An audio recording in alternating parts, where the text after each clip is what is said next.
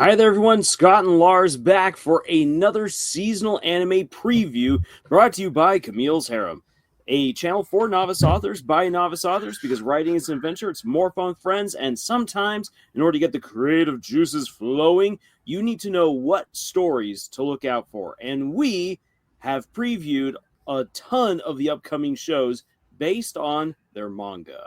Oh man, and there's gonna be some really fun ones this season. There's a mix of different stuff too, and like I feel like no matter what you like in like anime overall, you're gonna find something you like this season. Yeah, there's a lot, and this is one of those seasons where isekai is not crowding everything out.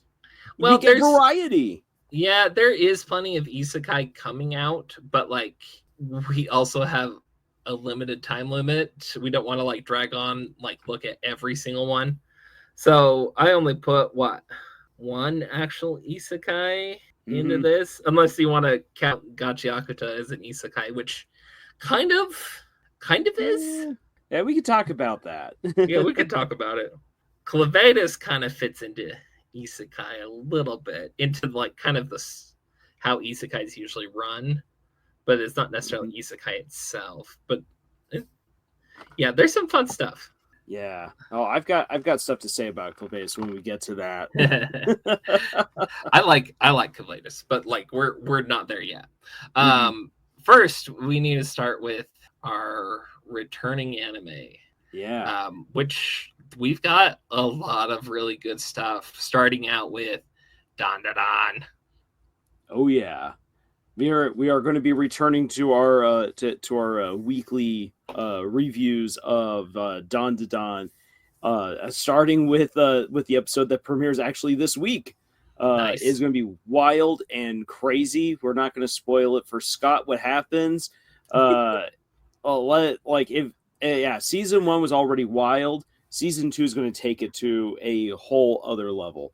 I'm so excited. It's my turn to be the blind one in the room. Yeah. Again. Because I took the wise, all-knowing role for Apothecary Diaries, so now I get to go back to the blind lamb. Yeah, it's fun. It's fun being in that position. You're like, I don't know what's going to come. Yay! Yay! It is fun. It is fun, and I'm also not going to be on the edge of my seat, just waiting for the like stuff to finally drop, like I've been with Apothecary Diaries this past season. Oh man! And then we've got Dress Up Darling. I am happy that this one is coming back. I love my Dress Up Darling. It's so much fun. Like.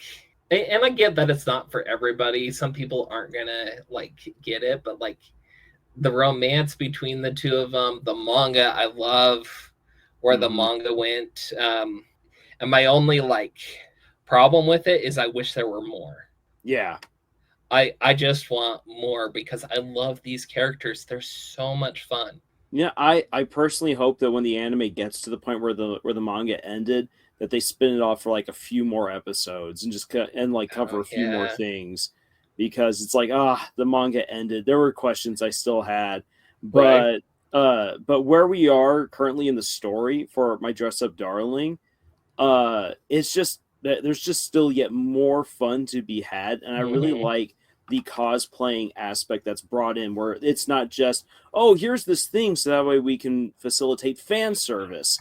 Rather, it is like, no, this is the actual like technique. This is the information. These are the people. This is the industry. The story gets pretty in depth with the cosplaying side of all of the different cons and just the culture of fandom. Oh man, and like the effort they put into it, like that's part of what calls out to me in Dress Up Darling, because I love to make stuff myself. I'm not nearly as talented as Gojo, but like Gojo's the man. Yeah, I know, but I want to be. I want to be able to like make stuff like of significant quality, and he like throws his all into it. And maybe that's what I need to learn how to do, is like just that art of being able to actually throw myself like fully into the project.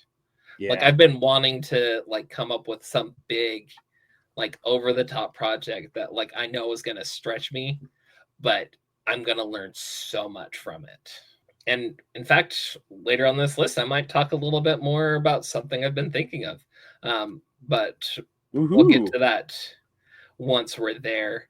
Then we have Call of the Night returning, which I know has its own fan base. It's actually grown pretty popular. It's not one I know all that much about other than when we reviewed it when it first came out.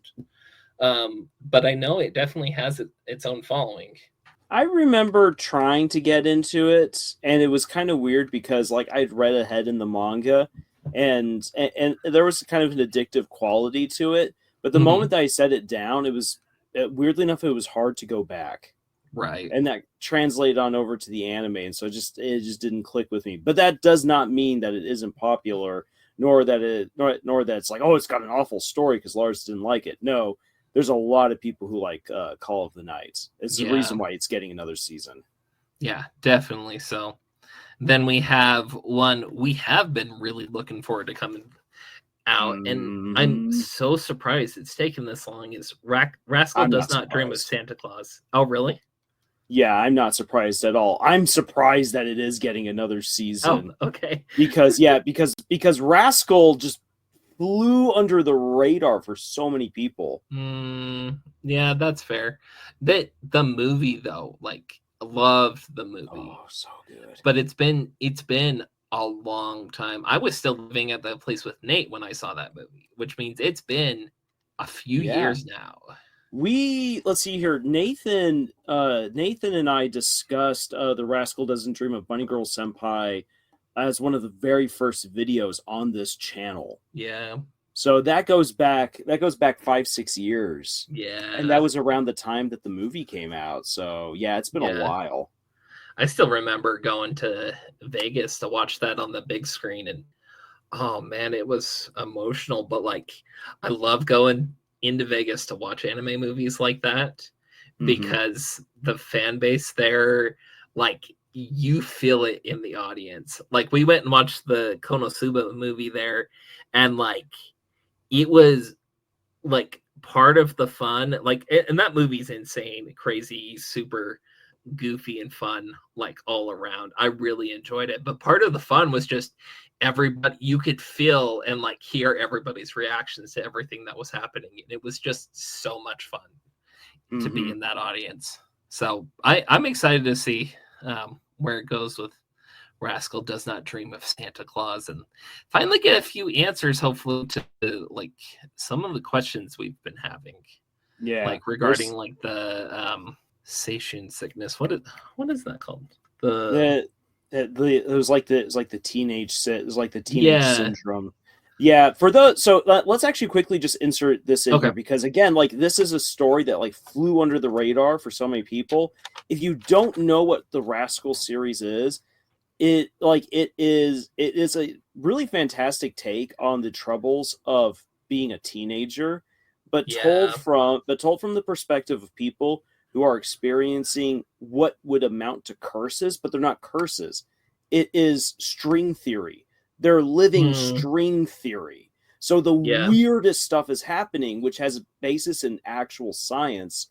But it is, what if this weird thing from science were to happen to a teenager, and it embodies a teenage problem, from bullying to loneliness to family problems, school issues, and it's a very beautiful and cathartic story all the way around. And one of the things that makes me highly recommend it is that you've got the main couple gets together really fast in the story, and you see them stick together.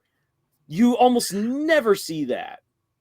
They've got such a fun relationship, and it's like an actual like real life relationship, because you see so many of them, and like, honestly, you know whose relationship it reminds me of?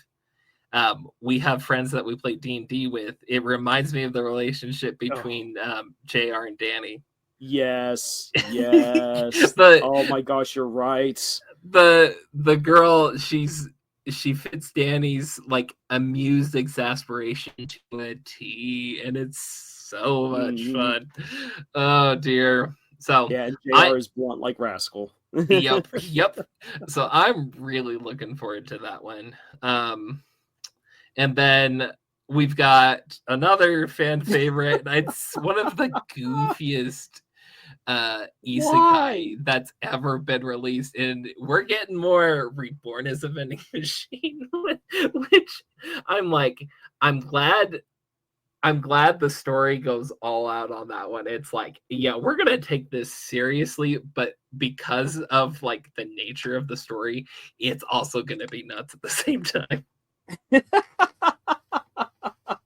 Yeah, Reborn as a vending machine is just, oh, I still don't know how on earth this story is still going. It's such a ridiculous premise. It is exactly what it says it is. And then throw the vending machine in with a muscle girl in a pseudo medieval fantasy world, and there you have it. Yeah. It tickles some itch, I guess. Or scratches some itch. Yes. I don't know what itch that is, but I guess. Oh man.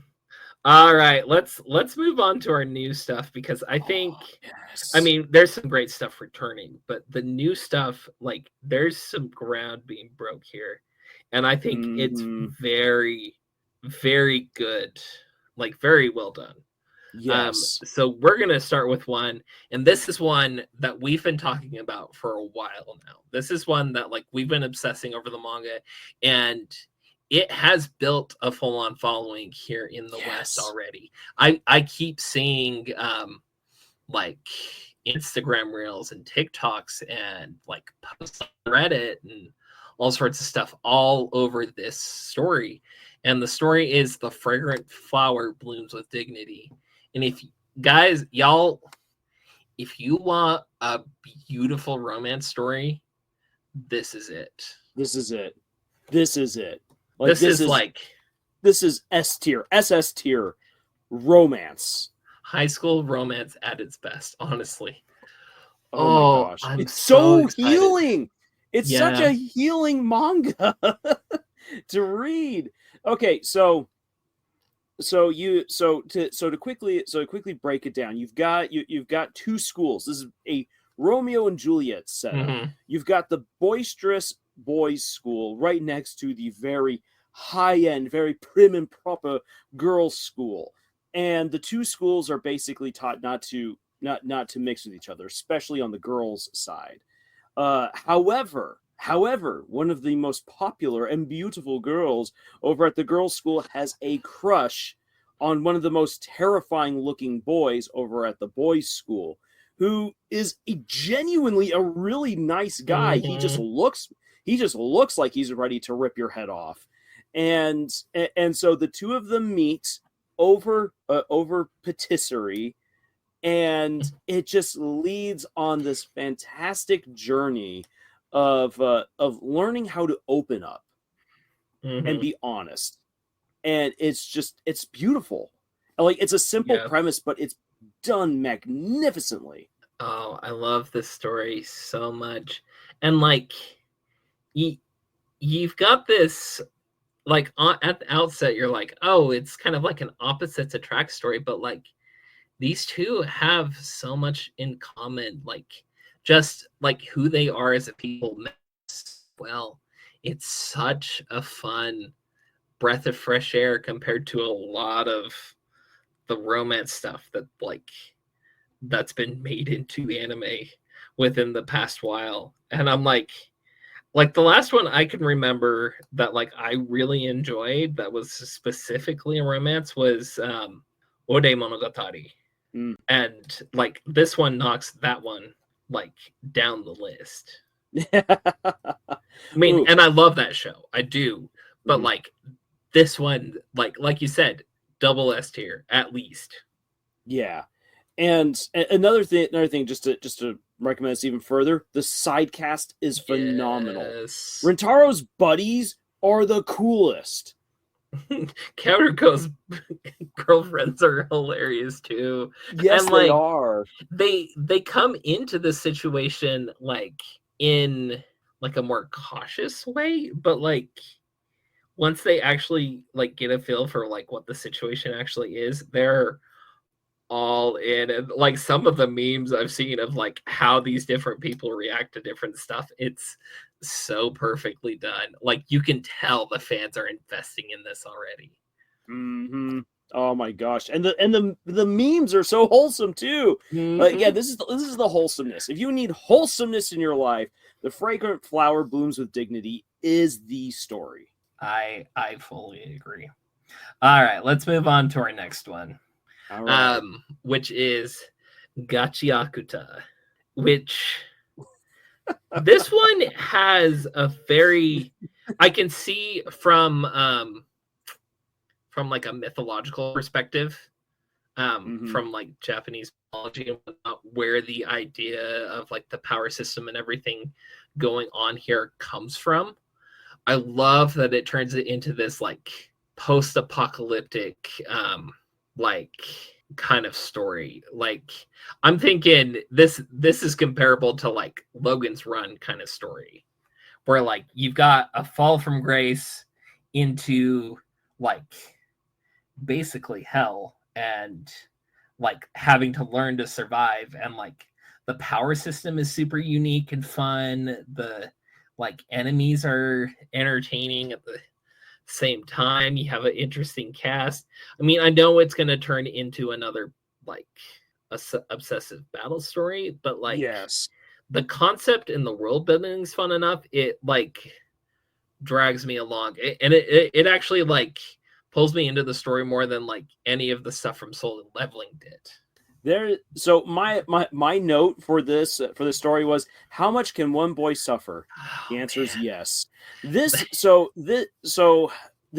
one of those interesting stories where it starts off kind of on the verge of like torture porn / revenge porn, where you're like, okay, you're strapping yourself in for a story where like everyone's going to suffer, everything's going to be awful all the time. But as it goes on, you see that it slowly trends away from that as the main character learns more about the world and his powers. Because they live in this world where there's like this floating island that just gets rid of its trash, and if you're trash, you're gotten rid of with the trash. And they just think that there's a void that swallows up everything. Nope. It turns out that Earth is getting polluted by this island, and you got all these people who are dealing with the excess waste. And as you said, like the magic system is really neat within the story, because it's meant to kind of call into question, like why are you just throwing stuff away? When has consumerism kind of gone too far? And what happens when you actually care about the things that you have in your life? Like right. That's the basis of the magic system, and that's really neat.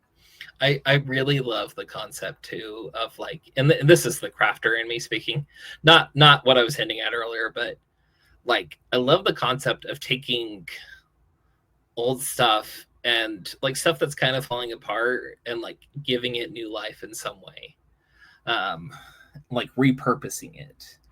Like a project I'm kind of working on that struggling with, because I can't really figure out how to make it work, is making a basically a laptop cover out of an old book. And like really excited to see if I could finally figure out how to make that work. But like I said, I'm struggling figuring out how to make that work, especially because trying to glue all the pages together to make it work the way I wanted didn't work. I messed that up real bad. So I'm going to have to like go back to the drawing board and figure out how to do that better next time. But like, I love the concept of like, oh yeah, this guy's going to take your old junk and he's going to turn it into this epic weapon to fight against like giant monsters and like evil societies and all that kind of stuff. I think it'll be a fun one. I'm not sure if I'm going to get around to watching it like week by week, but I'm interested in seeing how it turns out. Yep. All right, and then our next one. This is an interesting one. This is an interesting one. So like, it's got some of the same psychological horror that Summertime Rendering had, but it's a lot more like personal and like day to day at the same time. because like summertime rendering was like, oh crap, the world's gonna like end, like we're all screwed. Well, this one, it's like my friend's been replaced by a monster, but the monster just wants to live as a normal human. Like, how do I deal with this? I still want my friend, even though I know they're dead. And so the story we're talking about, it's called The Summer Hikaru Died. Yeah. This is and this at the end, so there's a tag to it that's definitely going to get like some people's eyebrows raised, and is going to like draw in some people who are like, oh yes, please give it to me, daddy. Boys love. Do not just think that you're going into like, oh yes, I get my good boys love story going on. Rather, it is that you've got the one main character who potentially maybe did have romantic feelings for his best friend, but like again, it's very much like a personal struggle of I don't want to lose my friend, but I know that he's been replaced with a monster. And so he's trying to like help this monster acclimate to this world while also trying to treat him as a friend. It's very difficult for him. The monster kind of misinterprets some of this and like cranks up its charm at the wrong moments, but because it's trying to stay alive.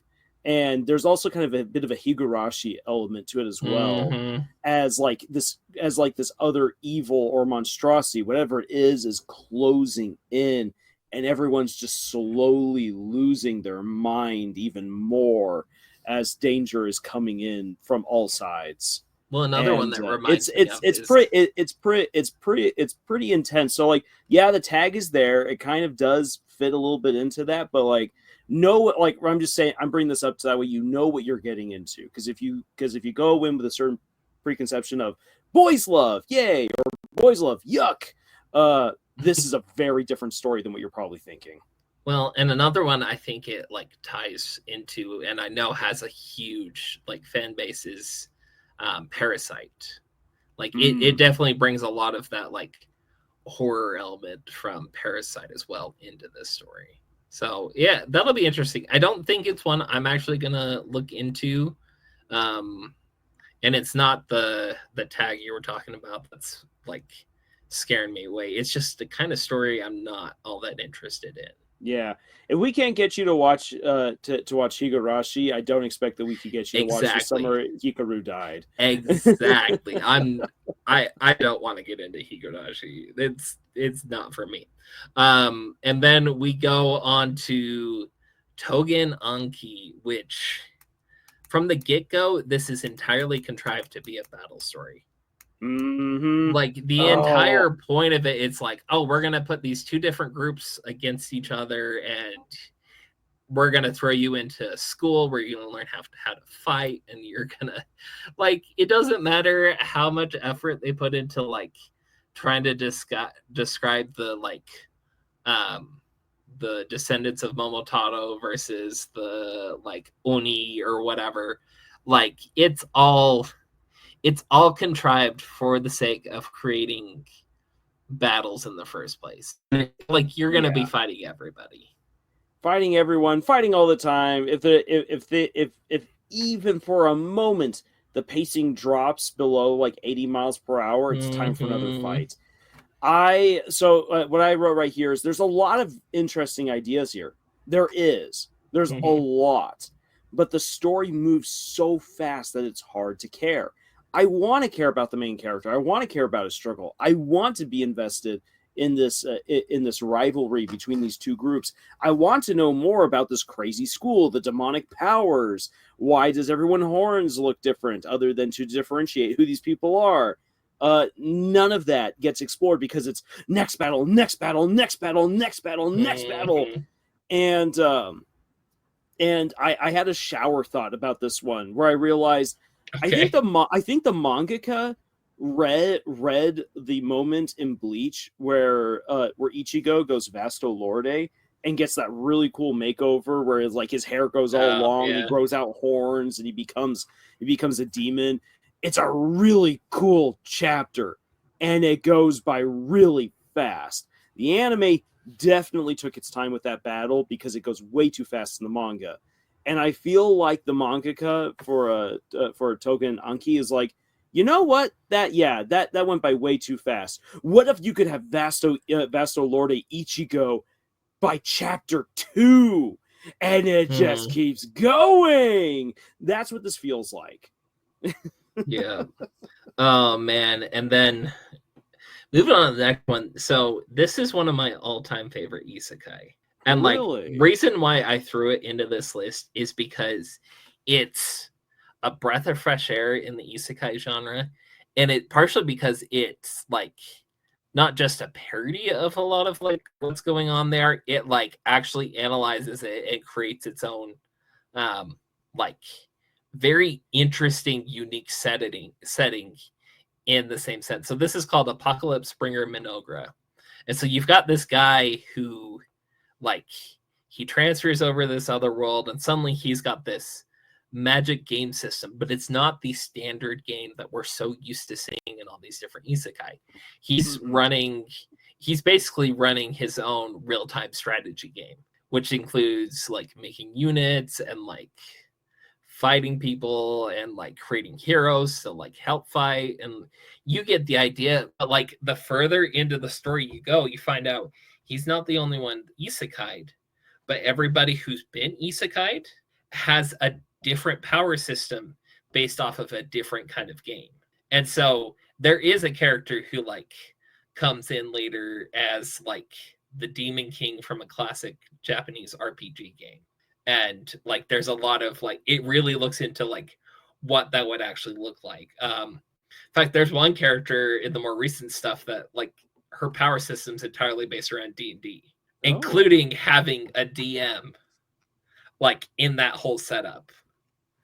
Like it is really fun, really well built. I love the characters, like, and you expect it's like, oh, I'm gonna run an RTS, and I've read some that like there's another one I've read where it is very RTS based, but it's so focused on like, oh, conquer everything, like create as many units and get as many resources as I can. So basically like Age of Empires kind of idea. But this one, it like you're actually getting to know the people that are being brought into this country, and see, I really enjoy it. See, I feel like I'll need to give the anime a chance, because the manga definitely did not pull me in. The manga is a bit slow to get moving, but once you get moving, it's fun. And here's the thing: is that because we look at the first 5 chapters if we can of the manga before we do this. Yeah, this is one I've definitely read ahead.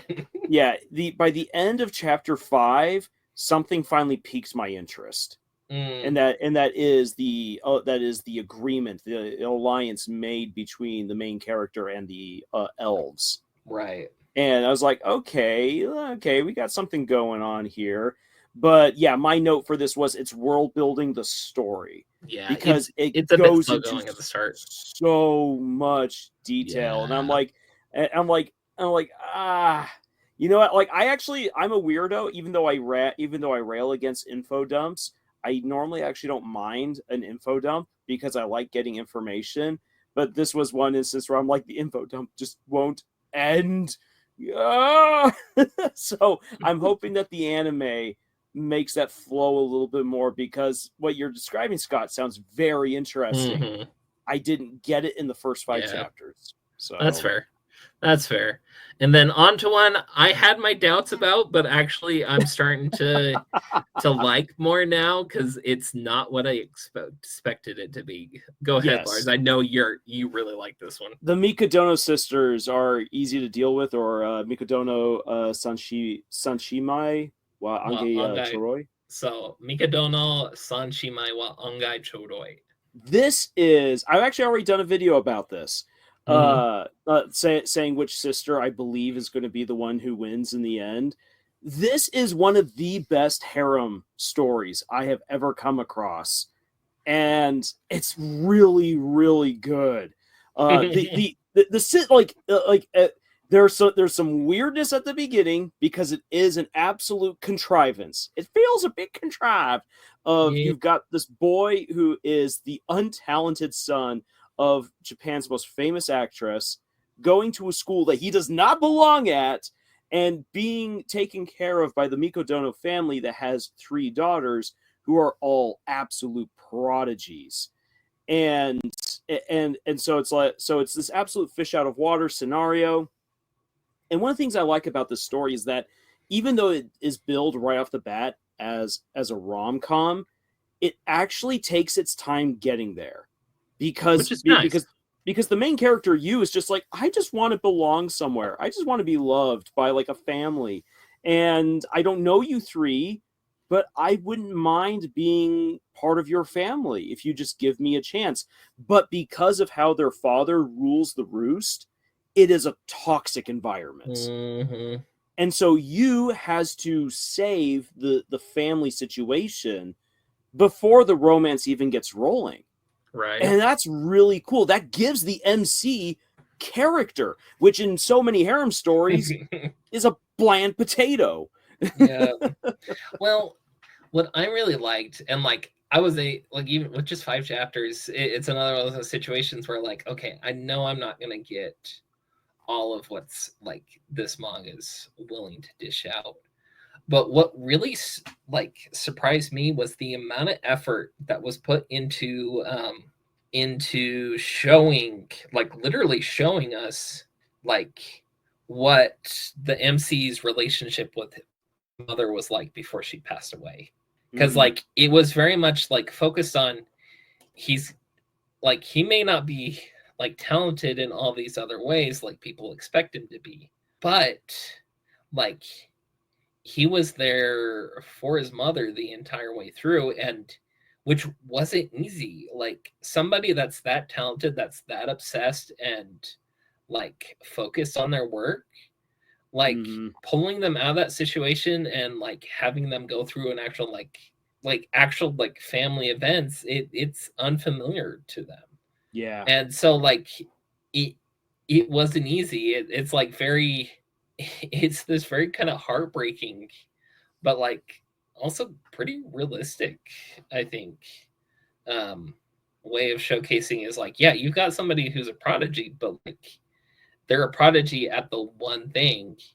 And what's the cost of that? Like, how does that hurt the rest of their life? And in this case, it was her son that was hurt, but he ended up like overcoming it. He wanted to be support to her, and so that's where like his skills, his talents fully rely on. He's like a master chef. He knows how to like clean better than the main character of Toradora. Like, you get the idea.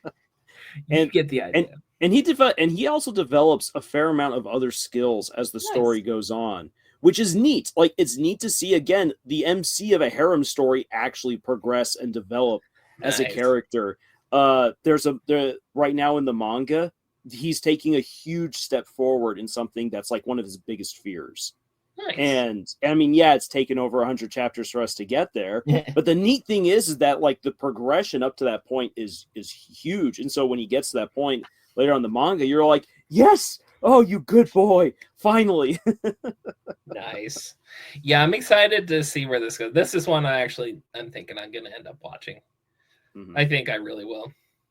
All right, let's move on. So this one, so it gives me secondhand anxiety so badly, but like I actually really like the concept of it. Like it's a fun take on the romance genre that we don't normally expect, because like we're so used to having these like really good looking characters that are like dealing with everything around him, and this is not the case for this story.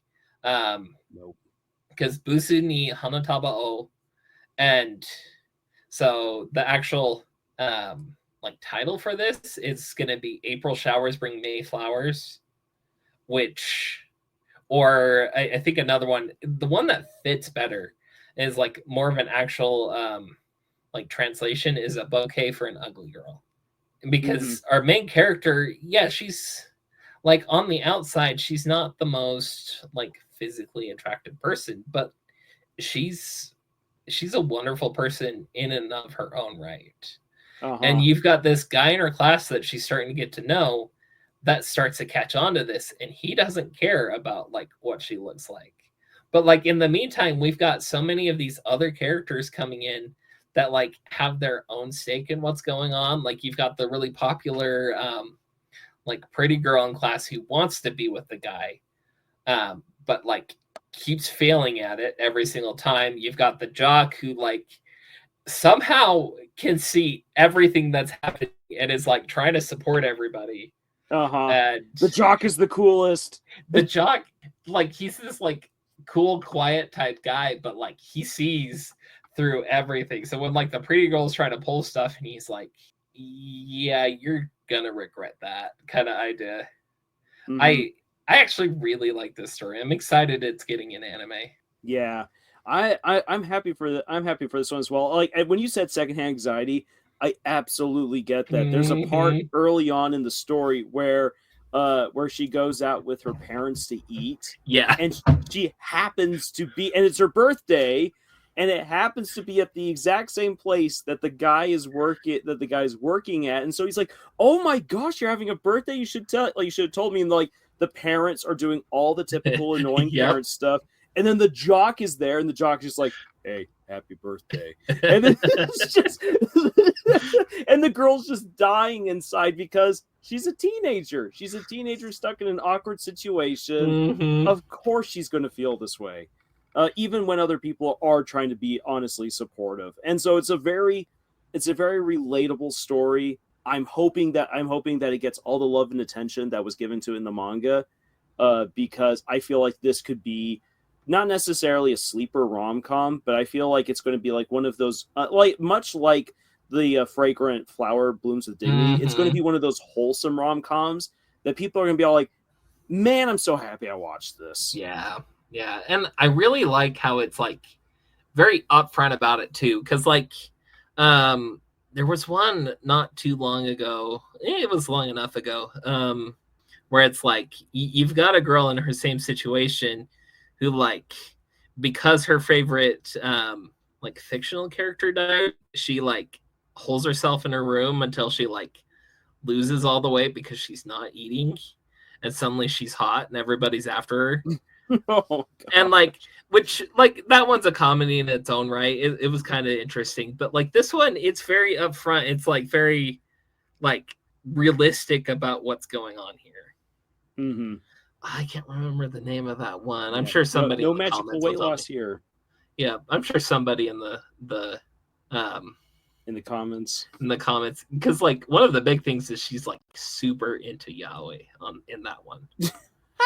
And so she's like, "No, don't go after me. I want the like guys that are interested to like go after each other." And I'm like, what is this story? What is this? Okay, at first when you began describing it, I was all like, "Do you mean Naoa Senpai?" But I'm like, "Oh wait, never mind. That's a very different story."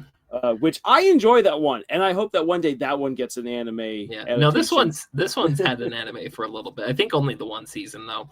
All right, let's move on.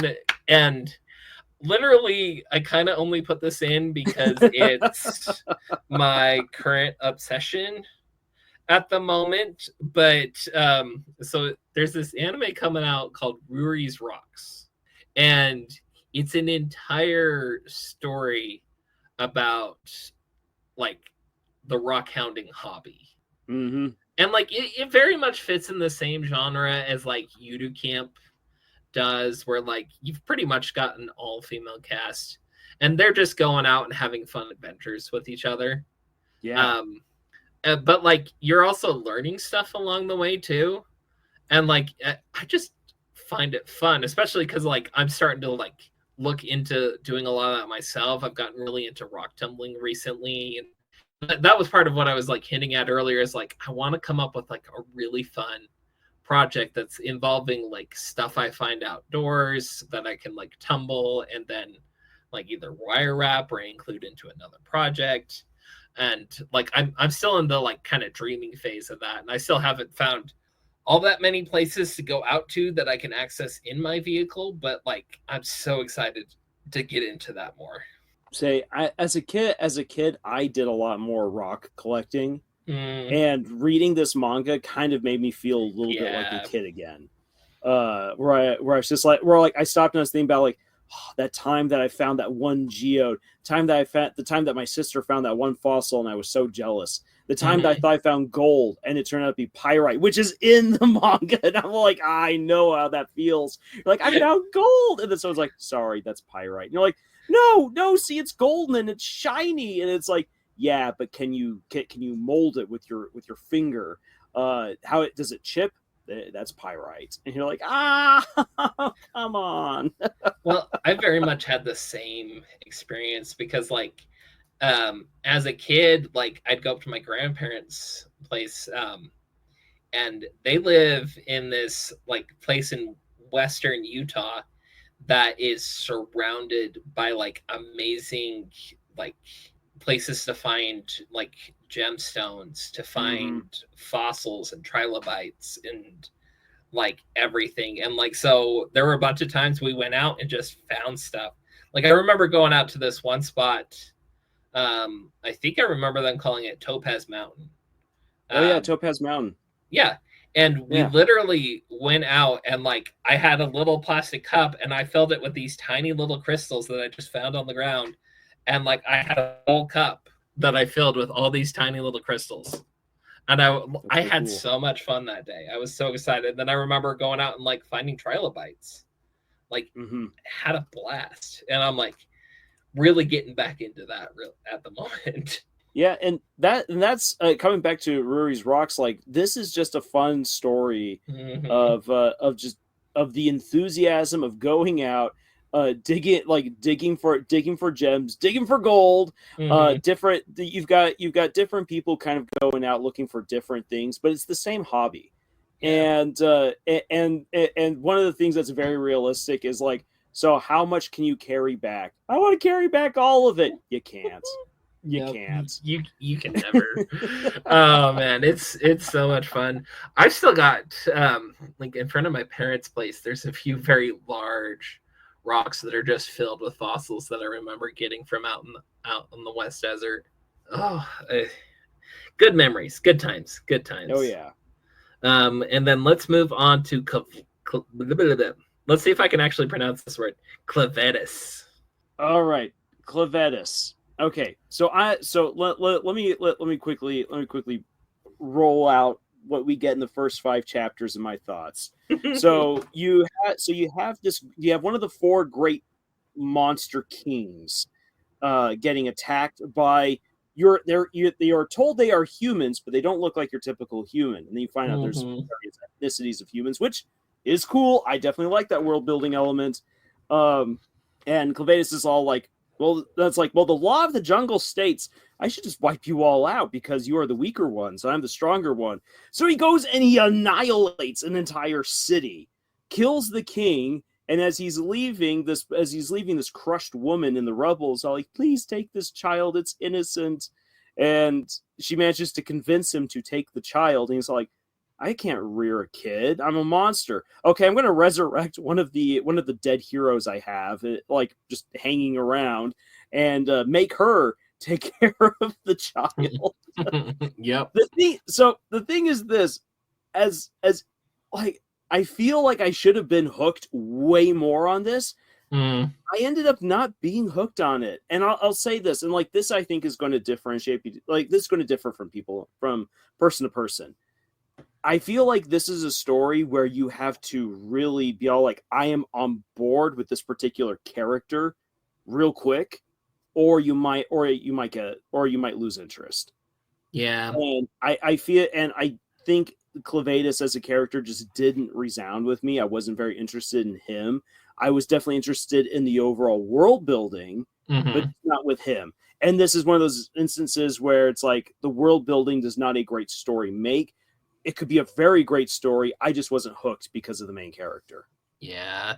I mean, they kind of end up getting dragged because I've read a little bit more into this one, and they really ended up getting dragged into a lot of like the political drama, and like because the main city was destroyed, you've got another country invading, and like you're kind of pulled into this, and it's like very One Punch Man-esque, where it's like, oh yeah, all powerful Monster King. Yeah, he's just gonna wreck stuff.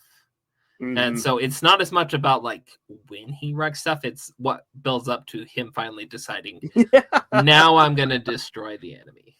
You get the idea. Yeah, it's kind of a bit like Mob Psycho. Well, like we know something big's going to happen. How long is it going to take for a mob to build up the anxiety, and then he blows up? You're right. All right, let's move on. This one, I know this one's one that has a lot of hype. I think it's both like weirdly horrific and like goofy and funny at the same time. So it's called Nyaight. So you've got to get the nya in there. Nyaight of the Living Cat. And it's like it's a zombie outbreak story, but instead of people getting turned into zombies, they get turned into cats when they get cuddled by kitties. And I'm like, I'm now kind of scared of kitties now. Oh my gosh. Okay, so I shared this with a friend of mine, and she lost it. She just started laughing. She was like, "Oh my gosh, what the heck?" She's like, tell me when they dub it in English, because I'll watch it then. But oh my gosh, this thing is so funny. And what I love about it is that every single person loves these cats. They're all like, "Oh, the cats are so cute!" And they're like crying as they're trying to like not get murdered, because they're all like, "I can't hurt this cute little cat." And the cats are just showing all this affection and love, which any cat lover is like, yes, show me the affection. But in this case, the moment that you start cuddling that cat, you get turned into a cat yourself. Oh my gosh. And they play out so many zombie scenarios. Like there's all these, like, if you are a fan of zombie movies and zombie shows, you will recognize all the scenarios. I mean, you've got the murderers, you've got the horrible people, you got the scumbags, you've got those who are just trying to survive, and all of these horrible people, or like the survivors that you're rooting for, are all cat lovers. Well, and that's the thing. That's how they're surviving, is because they know how to deal with the cats, because they do love the cat. Oh man, this one's interesting. You're probably not gonna watch it just because I'm not the biggest fan of zombie stories in general, but like the concept of this one is fun. I can't admit that the concept is pretty fun. This is what I think I'll be watching with my family. All right. And then we've got one. Lars was over the moon the second he found out this one's so happy. I am so happy for this guy Hero and the Assassin Princesses. Okay. I need to set up the premise for me discovering this. This one. Okay, so I was on the freeway with some friends of mine, and we were having a long drive, and I brought up a harem anime at the time. I've completely forgotten it. It wasn't very memorable. But I just brought it up, and my friend was like, "I hate harem stories." Like, and she laid out all good reasons why I need to hate harem stories. And then we started joking around how it would be funny if there was a harem story where you have a bland main protagonist who all the women love because they're all trying to murder him. And the entire premise is all of these women trying to hide it from the other, that they're trying to murder the main character for whatever reason. And we just laughed, and we said, it'd be like, and we're like, we should make this. Ha ha ha. Yeah, we'll make it. Of course we never are. And a few months later, I find one of the first chapters of this manga. And it was everything that we had said it should be. And I was like, oh my gosh. And it just keeps going from there. It does. I love the story. And like the main character, he's so ridiculous, because he's like basically One Punch Man, but like he also gets super embarrassed and faints really easily when he's embarrassed, as they take advantage of that so much. But they're like, okay, all three of us want to take him out, like, let's see what we can do. And like, so they basically take turns trying to kill him, and for some reason or another it never works. This guy, the Hero, he has every let's see here. Not when I say every horny stereotype, that's misleading. He's every innocent corny stereotype out of like 90s anime where it's like the fever, the ridiculous nosebleed, the fire coming out of their ears. If the girl so much as looks at him somewhat cute like, he breaks into a nervous sweat. That is this main character. And yes, it is meant to be played for laughs. If you take anything in the story seriously, you have missed the points. I mean, and like the guy's luck. It reminds me of, so there's this one character in the show, Blood Blockade Battlefield, that like comes in and he's got the most insane luck, but like because he's such like known like vampire hunter, like most successful vampire hunter, the vampires got together and cast a curse on him to like make him super unlucky as well. Well, the curses kind of cancel each other out. And so all sorts of crazy, unlucky things happen around him. But because of his own personal luck, he always survives. The people around him, though, they're a little shaken up. Like it's that there's an entire episode where they're just trying to escort him across the city. And it's like, oh crap, this giant, like monstrous dragon things like coming out of the sky to eat us. And then all of a sudden this meteor comes out of nowhere and takes the dragon out, and like it's more fun watching the people's reactions. They're like, holy crap, like freaking out over the situation. I need to get you to watch that one, Lars. That one's a blast. It's so much fun. And it's by the same author who did Trigun. It's a good one. It's a really good one. But this one, like, you've got a lot of the like classic fantasy hero's journey stereotypes, but like in the middle of all of that, you've got like these actual characters trying to take out the hero for their own like unique reasons. You've got the assassin who's gonna be paid 1 million gold to take him out, and like struggling to do so as she's pretending to be the priest of the party. You've got the demon lord's daughter who's trying to take him out and prove that she's really strong. Which she's got an interesting story. She does. I really liked her backstory.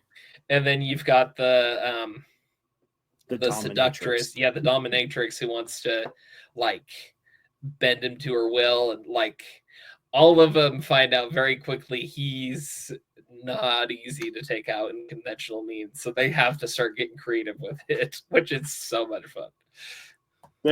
There's a scene. I don't think it's, if I remember correctly, it's not in the first 5 chapters, but there's a scene where the assassin is like, she gets so frustrated, she's like, I'm gonna go nuclear option, and like there's like the others are like, what does that mean? She's like, a bomb that can take out a city. And so she's got a bomb that can take out a city, and it just gets ridiculous. Holy cow. Yeah. Again, like this is not played up for any serious points whatsoever. The fact that there's a character who's walking around with a sniper rifle while everyone else is medieval, just shrug it off, because the story is about making fun of all of the harem tropes that it possibly can, as well as like the fantasy adventuring stuff. Oh, this one's gonna be fun. This one's enjoyable. I really like it. And that wraps up our list. And like, I only picked out some of the shows coming out this season that we could have talked about, and there's plenty of others that like don't have source material that we could like get into. So like, if just enjoy the summer, like take the time, like get out of the heat and watch some fun anime. Like find something you enjoy and watch it. That's all we really want, like, of people, is just like, if you're gonna be like out, well, if you're gonna be like finding stuff to like spend your time doing, find something you enjoy. And there's a lot to enjoy on this list. So let us know in the comments what you plan on watching for the summer anime, and we look forward to hearing from you. And if you'd like to support everything else that we do here at this channel, please check out our other videos, our reviews, our analyses. Scott and I have just gone through season 2 of the Apothecary Diaries. We'll be wrapping up here really soon. So go back and check out that stuff. And if you would especially like to support what we do, please check out the books that we've published. Links for all of them are in the description below. And otherwise, thank you so much for joining us on this incredible adventure that we call writing. And until the next video, y'all, tschüss. Okini.